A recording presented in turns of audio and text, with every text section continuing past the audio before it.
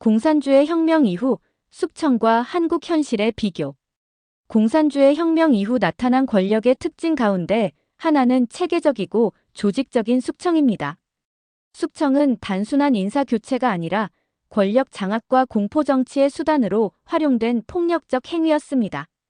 이러한 역사적 사례를 살펴보면 오늘날 한국에서 벌어지는 정치적 인사 교체를 어떻게 바라봐야 할지 경각심을 가질 수 있습니다. 소비에트 연방의 숙청. 스탈린은 혁명의 동지들까지 무자비하게 숙청했습니다.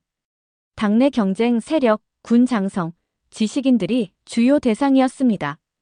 명분은 반혁명 음모와 반당행위였지만 실제 이유는 권력 독점이었습니다.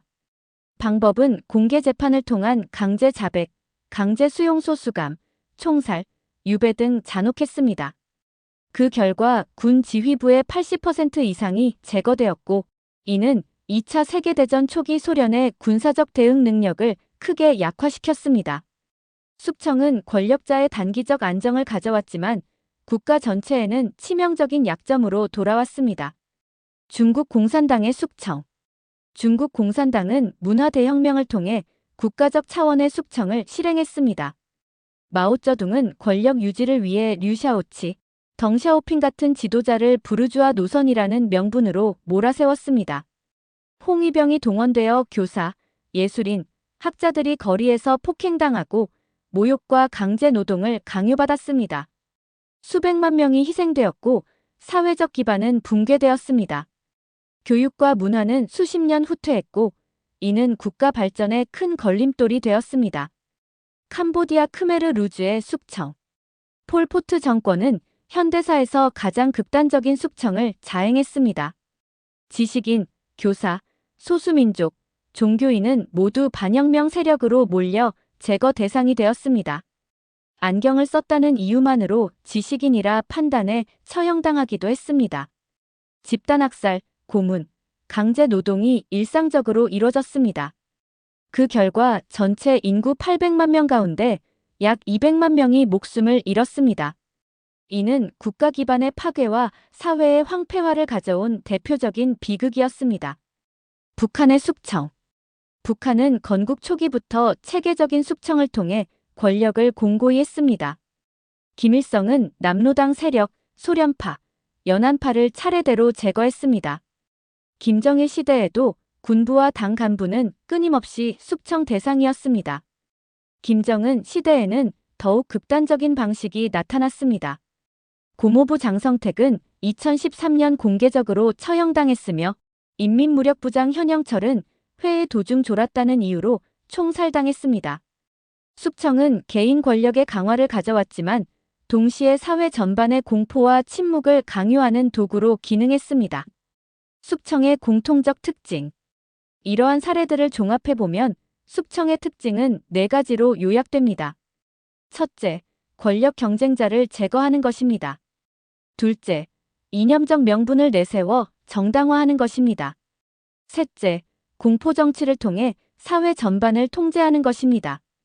넷째, 결국 국가 기능의 약화와 사회적 후퇴를 불러오는 것입니다. 한국의 현실과 비교. 최근 이재명 정권 하에서 나타나는 일련의 움직임은 과거 전체주의 국가의 폭력적 숙청과는 다르지만 국민의 눈에는 정치적 숙청으로 보일 수 있습니다. 트럼프 미 대통령은 지금 한국에서 혁명과 숙청이 일어나고 있다고 말했습니다.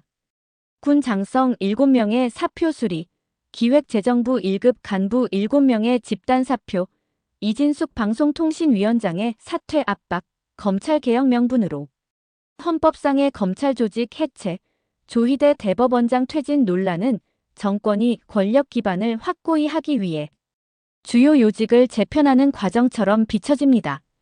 이는 정권의 코드에 맞지 않는 인사들을 의도적으로 배제하는 것이 아니냐는 의혹을 지나 현실로 나타나고 있습니다. 민주주의 사회에서 인사교체는 대통령과 정부가 행사할 수 있는 합법적 권한입니다. 그러나 특정 성향이나 정권 비판 여부를 기준으로 집단적 퇴진을 강요한다면 이는 사실상 숙청의 현대적 변형이라 할 수 있습니다. 결론과 교훈.